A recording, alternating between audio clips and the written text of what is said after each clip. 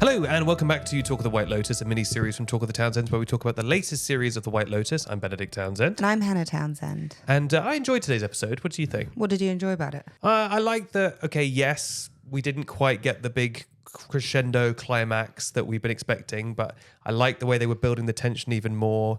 I like that we did get some answers to things, especially around Rick. And also, the main thing I'm always looking for in any TV show, Jason Isaac's penis.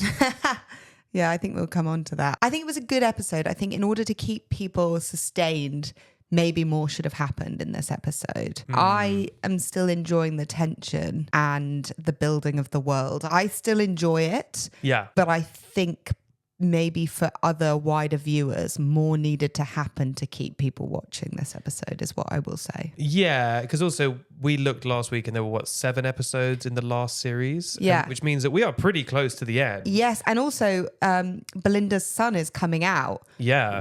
And it seems like he gets there and then there's the shooting. So I do feel we're close to the end. It would make sense to have a semi-final on a boat full moon party and then a final episode where everything kind of is tied up. So yeah, I think more needed to happen here. Like when I think back to last series with the guy from Leo Woodall, when they were all out in the town, that was quite exciting, and that was earlier on. And then we had like the drugs at the mansion, and it was a bit faster paced and more was happening. I agree, but I almost want to go back to series 2 and check when stuff happened, because I think of series 2 like that as well, but I wonder if a lot of it all happened at the end. I don't know. I remember, I agree that there was more like episode by episode little bits happening rather than one big build up. Yeah. Anyway, should we jump into the episode? Yeah, it's still for me better than 99% of TV. I still love it. Yeah, I mean, I personally am happy to sit and be in a world.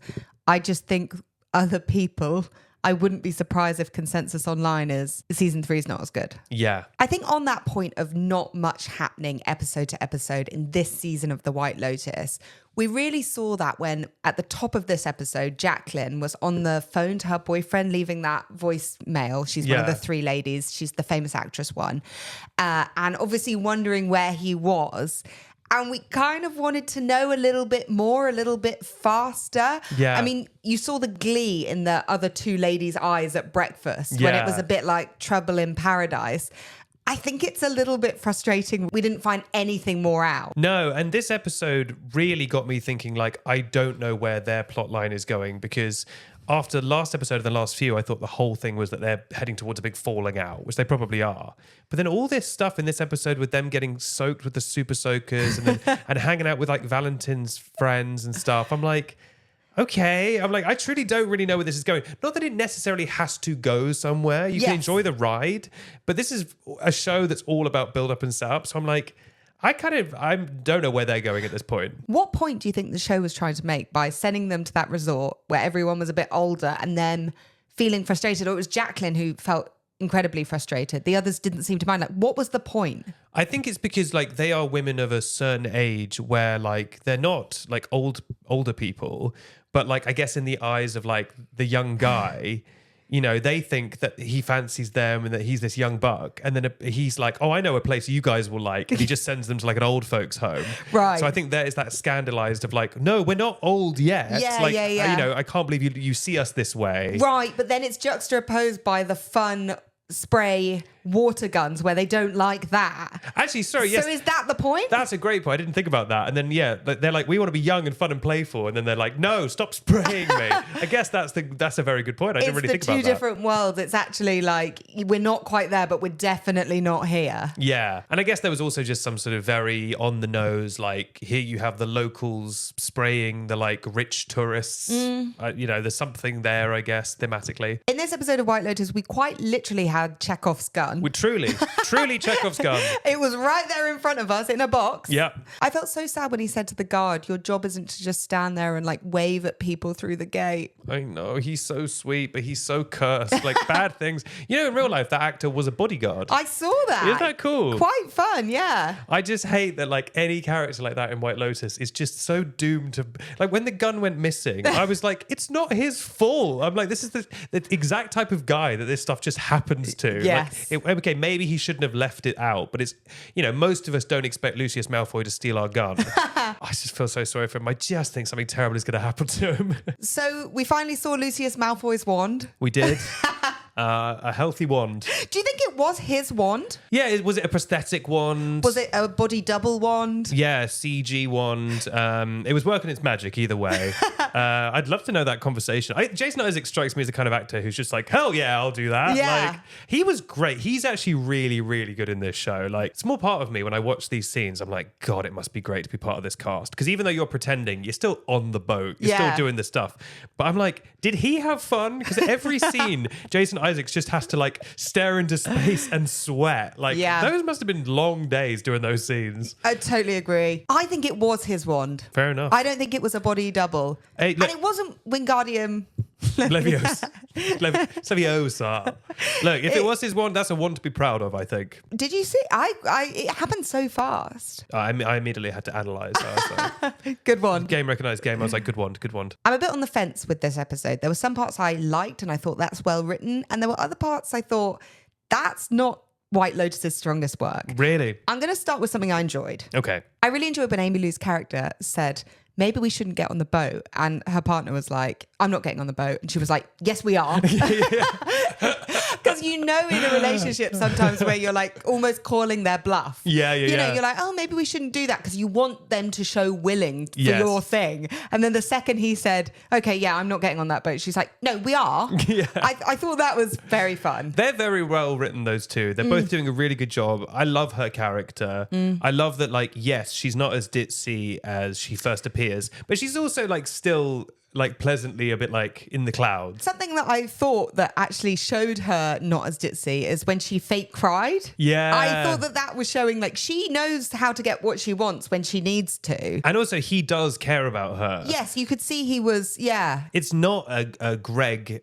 situation. No. Like he isn't just some like, he's not using her. Like he actually does care about her and she consistently proves to herself to be quite a good partner to him. Agreed. I don't know why she's shackled herself to this guy who has all this like potentially dangerous baggage, but she's a good partner. Can I say, by the way, Greg, the villain, the Voldemort of White Lotus, for a guy who's got so much money or whatever, he's got the world's most boring life. All he ever does is stand around drinking the exact same glass of whiskey, never saying a word, or just taking himself off to be alone and just look wistfully at people. Like, what was the point of doing all that crime? He's the most boring man alive. Yeah, but maybe the trauma of all the crime. Maybe. It means that you just need to just stand around. I love it when Amy Lou's character, Chelsea, said she didn't even get a day off.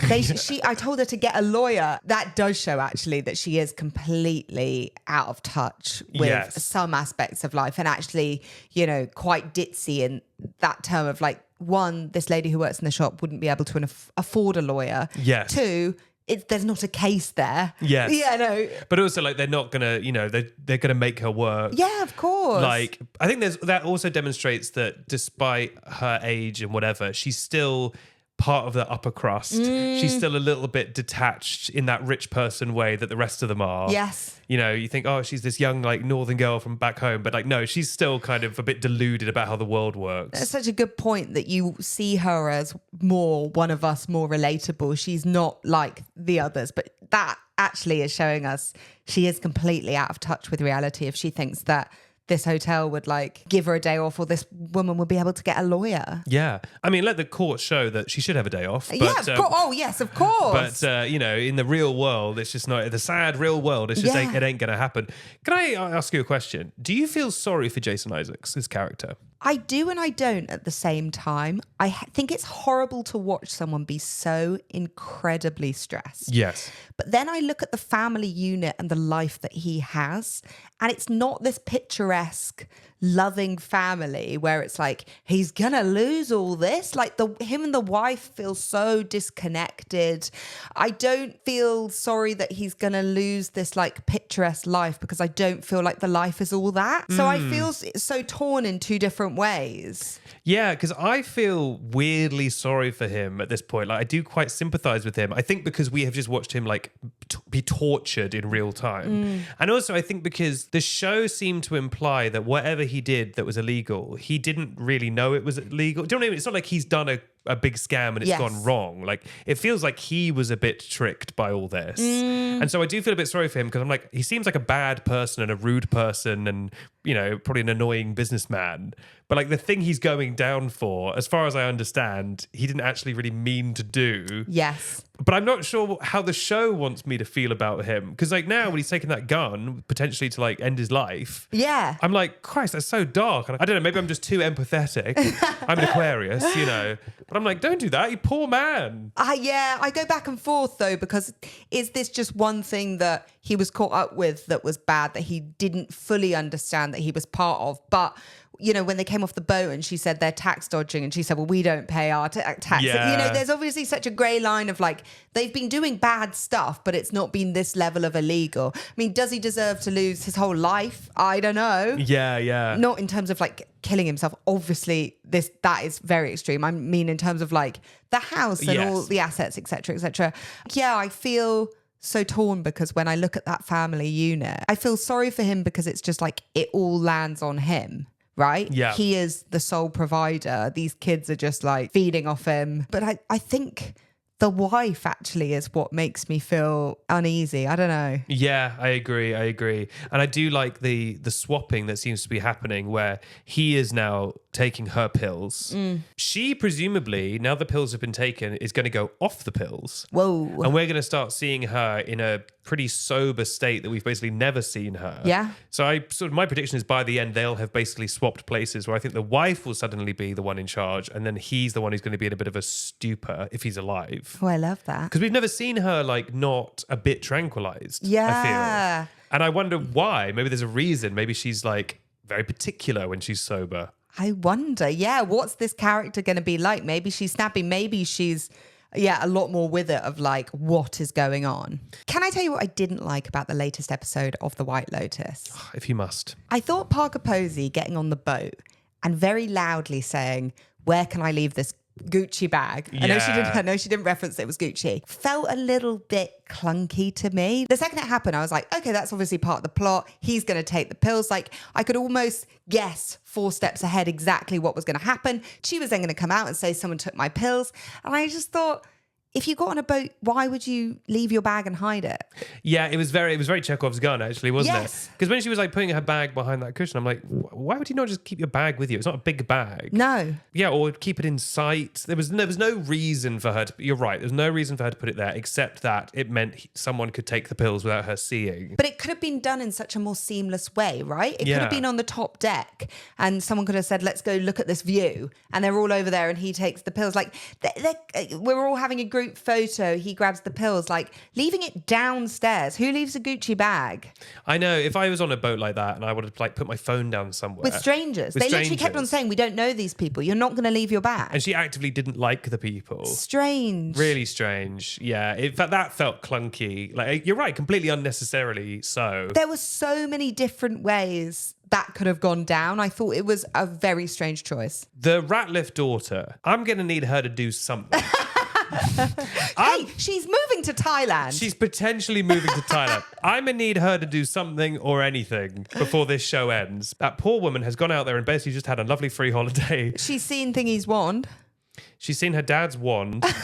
But like, there must be something more, right? That's her big revelation, that she wants to move to Thailand. Like, a revelation she had before that she even arrived in Thailand. She said she was always going to move there. Yeah, go on, girl, give us nothing. it's the same with the younger brother as well. Like, I know they keep reinforcing this weird relationship with the older brother, but like, I'm going to need something to start happening there. Him to snap at him, or because it feels like we're building towards something. It might be the next episode, it's just one thing after another, and we're going to be so satisfied, and everything in hindsight is going to seem... I do like this show, to Yes. be clear. I just feel them cranking the jack in the box, and I kind of want a bit of a... Back on the topic of things I didn't enjoy this episode. Oof. The girls after the water fight, the hair and makeup, or specifically hair, their hair looked great, apart from Kate's. Oh, really? Yeah, Kate's looked like she'd been in water, but I felt like the other two's looked like it had been styled. That might have been a conversation between the actors and the director. You know, sometimes Do you think? Actors want to maintain a look. I don't want to be, put anything out there that's not true, but, Do you think? Yeah. Because Kate's hair was like slicked back. It looked like it had got wet. The other twos, they had sopping wet hair and then it looked very done. And I was like, that takes me out of the world, which in a way I don't enjoy. Agree. Some excellent writing from Mike White this episode when he said, sourpuss. Wait, let me read it. It says, sourpuss, sad sack shithead. When talking about the daughter. Oh, yeah, to be fair.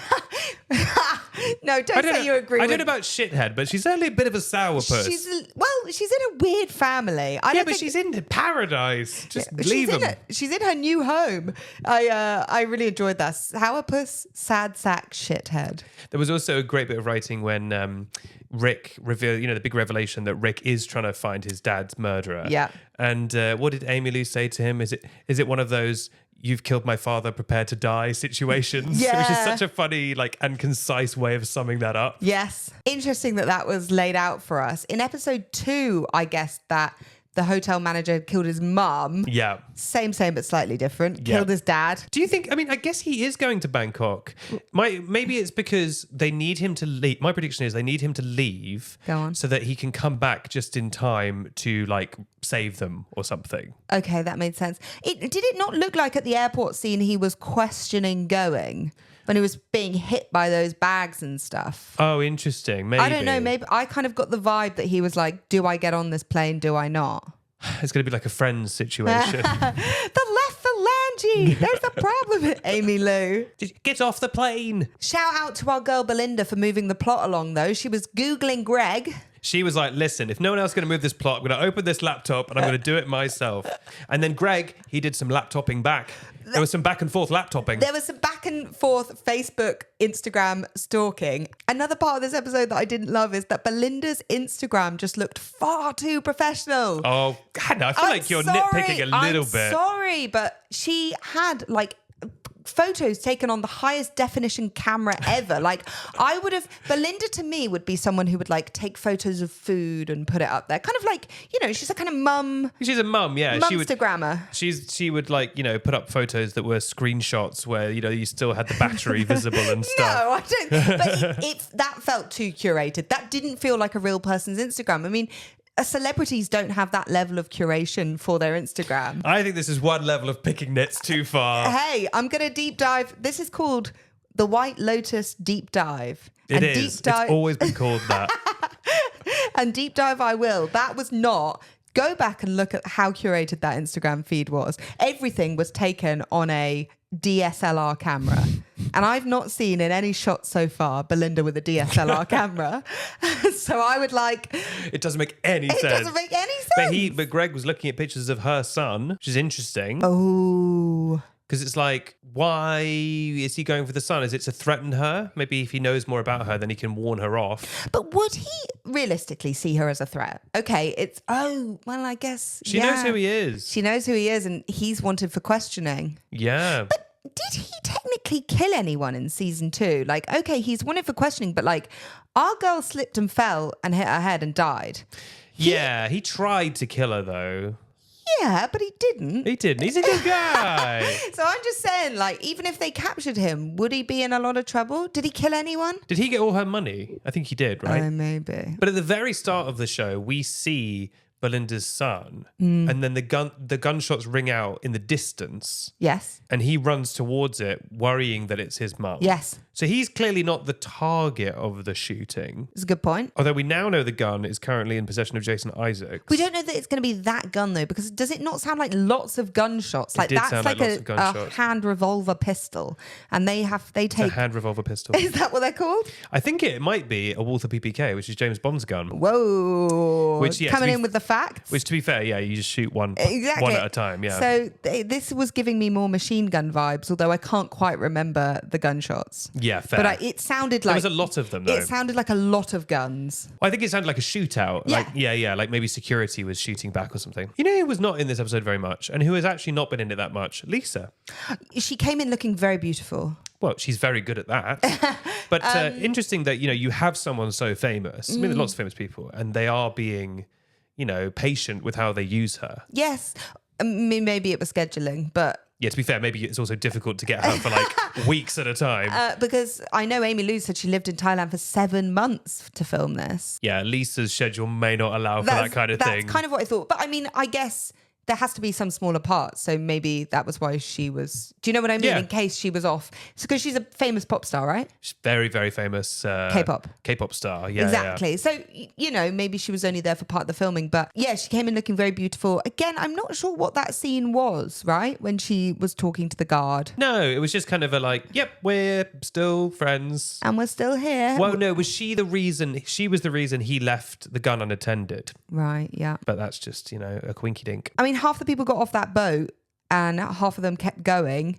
Do we feel like... Towards that giant moon. The French-Canadian character, Greg's partner, in the pink swimsuit sarong situation was incredible. And I'm like, are they setting up... Because left on that boat is Amy Lou and French-Canadian and the 2 brothers. I'm like, are they setting up... Oh, wow, yeah.